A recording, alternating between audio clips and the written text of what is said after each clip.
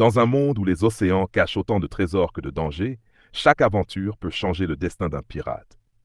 Embarquez sur le Sunny avec Luffy, mais attention à ne pas tomber dans l'eau si vous avez mangé un fruit du démon. One Piece épisode 1095, 1096 et 1097.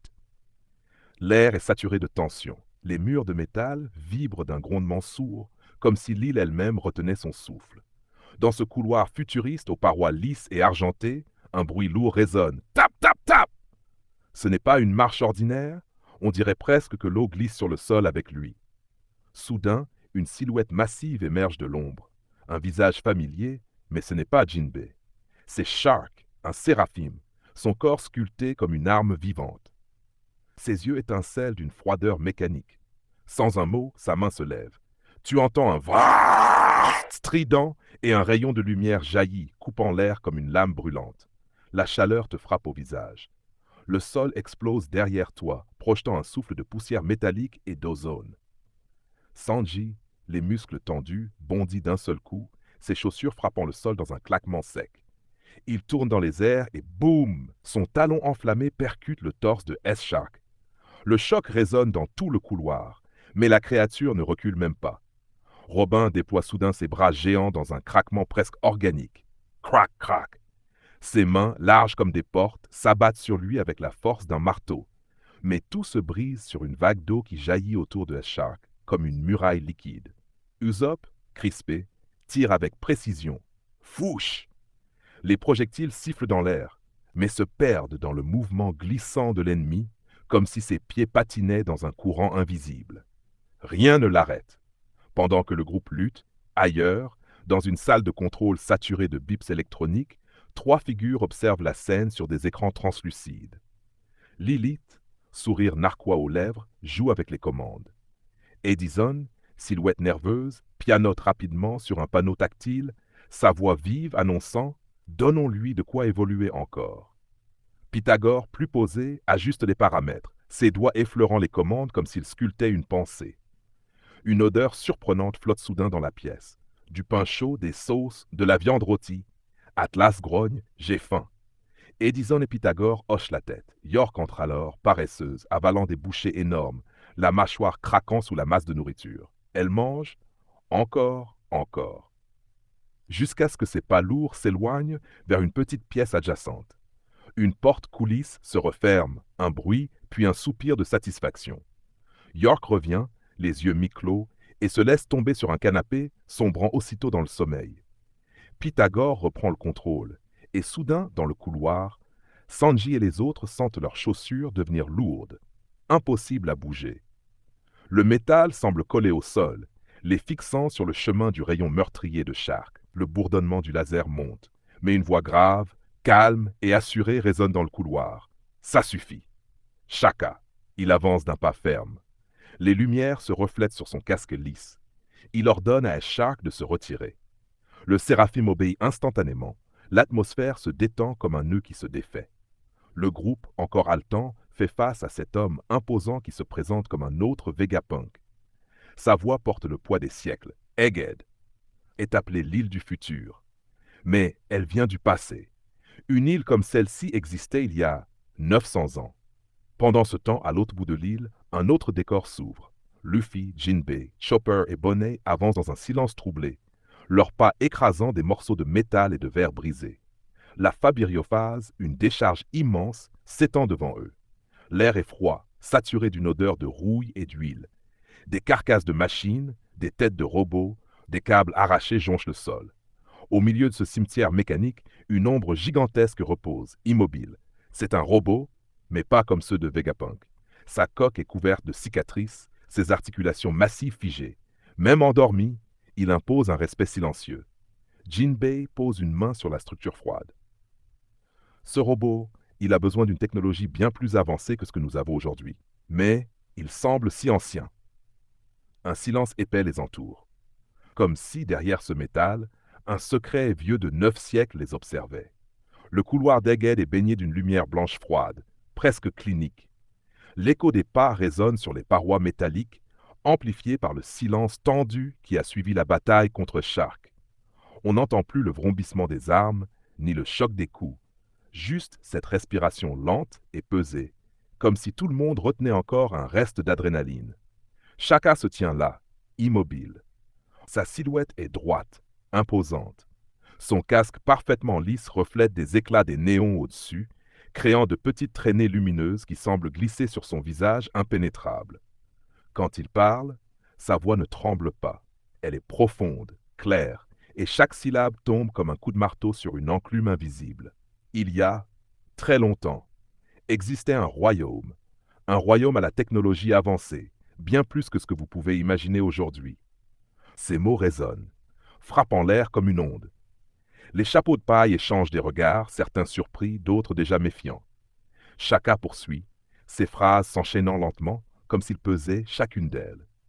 Il décrit ce royaume comme l'un des piliers centraux du siècle oublié. Il explique que 20 royaumes, terrifiés par sa puissance et ses idéaux, unirent leurs forces pour l'écraser définitivement. Ce n'était pas juste une guerre, c'était une extermination. Après sa destruction, ces 20 royaumes formèrent ensemble ce que l'on connaît aujourd'hui comme le gouvernement mondial. Le ton de Shaka devient plus grave encore.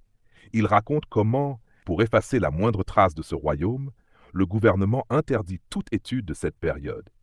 Un siècle entier a été effacé des livres, comme si l'humanité avait volontairement arraché une page de sa propre mémoire. Le silence devient plus lourd. Même les machines dans les murs semblent retenir leur bruit. Puis, il prononce un nom qui, pour Robin, est une lame en plein cœur. O'Hara. Shaka évoque l'incident d'O'Hara, le Buster Cole qui a rasé l'île. Ce n'était pas une attaque ordinaire. C'était une tentative délibérée d'écraser ceux qui tentaient de découvrir la vérité sur le siècle oublié. Les érudits d'O'Hara, passionnés par la recherche historique, fouillaient dans des ruines interdites. Leur crime était la curiosité. Sa voix se fait plus lente, presque respectueuse. Il connaissait personnellement Clover, l'homme qui dirigeait ces érudits. Après la destruction, Vegapunk lui-même est allé sur l'île, un champ de cendres et de ruines encore fumantes. Il voulait rendre hommage à ces chercheurs morts pour la vérité. C'est là qu'il fit une découverte qui changea tout. Dans un lac, au milieu des décombres, reposaient des centaines de livres. Les pages, bien que trempées, étaient intactes. Shaka explique qu'il comprit aussitôt que ces ouvrages avaient été lancés depuis l'arbre de la connaissance, alors qu'ils brûlaient sous les bombardements. Les érudits, dans leurs derniers instants, avaient sauvé ce qu'ils pouvaient du savoir accumulé. Il évoque Olvia, la mère de Robin, qui avait risqué sa vie pour que sa fille survive. C'était pas seulement pour sauver un enfant, c'était pour transmettre une flamme, pour que quelqu'un porte encore la mémoire et continue la quête. Robin, jusque-là silencieuse, sent ses yeux brûler. Ses mains se referment sur ses vêtements, ses doigts tremblent. Les images de son passé défilent. Le feu, les cris, l'eau glacée, les visages qui disparaissent. Les larmes montent, épaisses, et roulent silencieusement sur ses joues. Elle ne sanglote pas. Elle pleure en silence, et chaque goutte porte le poids de décennies de douleur contenues. Shaka baisse légèrement la tête, comme pour saluer ce courage. Ces livres, quelqu'un les a retirés du lac, et c'est à ce moment-là que j'ai rencontré une personne. À l'autre bout de l'île, dans l'immense décharge de Fabiriophase, l'atmosphère est totalement différente. Le ciel au-dessus est masqué par des structures métalliques tordues, des câbles suspendus comme des lianes mortes. L'air est sec, saturé de poussière de rouille et d'huile vieille. Chaque pas sur le sol fait craquer des morceaux de fer et de verre brisés. Au milieu de cet océan de carcasses se dresse une silhouette titanesque. Un robot géant, figé, la tête légèrement penchée, comme s'il observait silencieusement le monde. Ses plaques d'acier sont balafrées de cicatrices, certaines brûlées, d'autres recouvertes de dépôts orangés. Luffy et Chopper tournent autour, leur voix résonnant contre la carcasse. Ils cherchent une entrée, grimpant le long des jambes massives, passant leurs mains sur les plaques froides. Ils frappent du poing, et le son grave et creux qui en ressort résonne comme dans une cathédrale vide. « Peut-être que c'est là !» lance Luffy, repérant un panneau. Mais rien ne s'ouvre. Chopper, concentré, tente un autre côté. Puis, sans prévenir, une onde invisible explose du robot. Whoosh! Le souffle est si fort qu'il arrache des débris et les projette au loin. Luffy et Chopper se protègent les yeux. Un nuage de poussière métallique envahit l'air. Lorsque la fumée retombe, la scène est surréaliste. Un vieil homme est coincé, littéralement à moitié à l'intérieur du robot, comme si son corps avait été aspiré dans le métal. Ses bras et ses jambes battent faiblement dans le vide. Luffy éclate de rire, s'approche, saisit le vieillard et tire d'un coup sec. L'homme tombe lourdement au sol, toussant. Ses lunettes rondes se remettent en place et il observe rapidement le groupe. Bonnet s'arrête net. Ses yeux s'écarquillent et sa voix tremble d'étonnement. C'est le véritable Dr Vegapunk, le chef scientifique du SSG. Le vieil homme sourit, reconnaissant le chapeau de paille. Il tapote ses bottes, montrant à Luffy un petit mécanisme sur le côté. Appuie ici. Luffy s'exécute et aussitôt son corps se soulève légèrement du sol. Les bottes émettent un bourdonnement doux et il se sent flotter, comme porté par un souffle invisible. Son sourire s'élargit. L'aventure vient de prendre une nouvelle dimension. Le récit de Shaka se poursuit, sa voix grave résonnant dans la salle, tandis que Robin écoute attentivement, chaque mot semblant éveiller des souvenirs enfouis et douloureux. Il raconte la visite que Vegapunk fit un jour à Ohara, bien après le drame qui avait réduit l'île en cendres. Le décor était sinistre, l'odeur persistante de brûlé, des arbres calcinés dressés comme des spectres noircis, et au centre, ce lac d'un calme trompeur, dont l'eau reflétait un ciel gris et lourd. Mais ce calme apparent cachait une scène étonnante. De gigantesques silhouettes se tenaient au bord de l'eau. Ce n'étaient pas des humains, mais des géants massifs, dont la taille semblait écraser le paysage alentour. Leurs pieds, ancrés dans la terre humide, faisaient vibrer le sol à chacun de leurs mouvements. Ils tiraient, avec une force inhumaine, d'énormes caisses pleines de livres, trempées mais intactes, qu'ils repêchaient méthodiquement du fond du lac.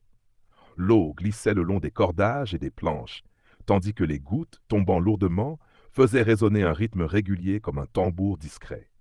Vegapunk, observant cette scène depuis la rive, ressentit d'abord une inquiétude mêlée d'incompréhension. Était-ce un pillage, une destruction?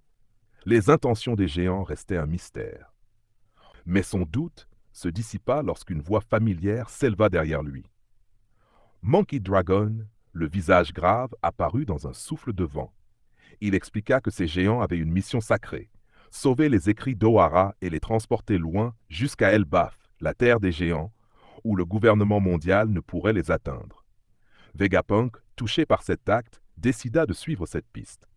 Il se rendit à Elbaf et y passa du temps à lire, à étudier ces trésors rescapés des flammes. Chaque page lui dévoilait des fragments de vérité que le gouvernement mondial avait tout fait pour effacer. Le choc de ces découvertes le renforça dans ses convictions, mais il comprit aussi que ces connaissances étaient dangereuses pour celui qui les possédait. L'incident d'Ohara avait aussi été un point de bascule pour Dragon. Ami de longue date du professeur Clover, il ne put rester inactif face à l'injustice. Cet événement tragique le poussa à fonder ce qui deviendrait l'armée révolutionnaire. Il s'entoura d'alliés puissants, Emporio Ivankov, au caractère flamboyant, et Bartholomew Kuma, l'homme à la carrure d'ours, tous deux prêts à défier le monde pour renverser l'ordre établi. Shaka, d'une voix presque solennelle, tourna alors ses mots vers Robin. Il lui confirma que le chef des géants, celui qui avait dirigé l'opération de sauvetage des livres, n'était autre que Jaguar D. Soul, l'ami qui, jadis, avait risqué sa vie pour la sauver du Buster Call. L'émotion monta dans la gorge de Robin, ses yeux s'humidifièrent et un silence lourd s'installa, empli d'une chaleur mêlée de douleur. Puis Shaka invita le groupe à le suivre. Ensemble, ils traversèrent un couloir métallique aux parois tapissées de câbles et de lumière froide jusqu'à atteindre une vaste salle de sécurité. Pendant ce temps, ailleurs sur l'île, Luffy et son groupe faisaient face à un homme étrange. Vegapunk se tenait devant eux, reconnaissable non pas à la légendaire tête en forme de ballon qu'on lui prêtait, mais à un curieux chapeau en forme de pomme qui la recouvrait. Avec un sourire excentrique, il expliqua qu'il avait mangé le Nomi Nomi Nomi, un fruit du démon qui avait transformé son esprit en un réservoir sans limite de connaissances. Mais cette capacité avait un prix. À mesure que son savoir grandissait, son cerveau gonflait, devenant monstrueusement volumineux, au point de dépasser l'utilité pratique. Pour résoudre ce problème, Il avait eu une idée folle, détacher son cerveau de son corps. Désormais, celui-ci flottait au-dessus de l'île, à l'intérieur d'un gigantesque œuf métallique baptisé Punk Records. Une antenne implantée sur sa tête lui permettait de rester connecté à distance. Comme si cela ne suffisait pas, Vegapunk avait aussi divisé sa personnalité en 6 satellites distincts. Shaka, Lilith, Edison, Pythagoras, Atlas et York, tous partageant le même cerveau, mais remplissant chacun un rôle précis. La conversation fut brusquement interrompue lorsque Bonnet, les yeux emplis d'une colère contenue, bondit vers Vegapunk. Dans ses mains brillait un sabre laser, dont la lumière bleutée vibrait dans l'air. Elle exigea justice pour son père. Mais à peine le sabre activé, un bourdonnement étrange s'éleva, suivi d'un nuage d'insectes attirés par la lumière. Bonnet, dégoûté et paniqué, s'évanouit net, laissant l'arme tomber. Dans la salle de surveillance, Shaka et les autres observaient la scène impassibles. Vegapunk, amusé, admit que cette invention était un échec total, précisément à cause de cet effet secondaire ridicule. La discussion dévia ensuite sur d'autres expériences ratées. Vegapunk évoqua le fruit du démon artificiel qu'il avait créé pour reproduire le Uo-Uo no Mi, modèle Seiryu de Kaido. Ce fruit, destiné à être une copie parfaite, avait été jugé défectueux, simplement parce que la créature qui le consommait devenait un dragon rose au lieu d'un dragon azur. Le hasard avait voulu que Momonosuke en soit l'heureux ou malheureux bénéficiaire. Lorsque Luffy demanda si le grand robot qu'ils avaient trouvé venait de lui, Vegapunk répondit par la négative. Non, ce légendaire géant de fer datait d'il y a 200 ans, et il avait même attaqué Marigoise. Et loin d'eux, un autre danger approchait. Dans l'ombre, un assassin masqué, au visage dissimulé et accompagné d'un pigeon perché sur son épaule, marchait d'un pas assuré vers Egghead. Sa mission était claire, éliminer Vegapunk, et rien ne semblait pouvoir l'arrêter. L'aventure continue. Cap sur le prochain épisode.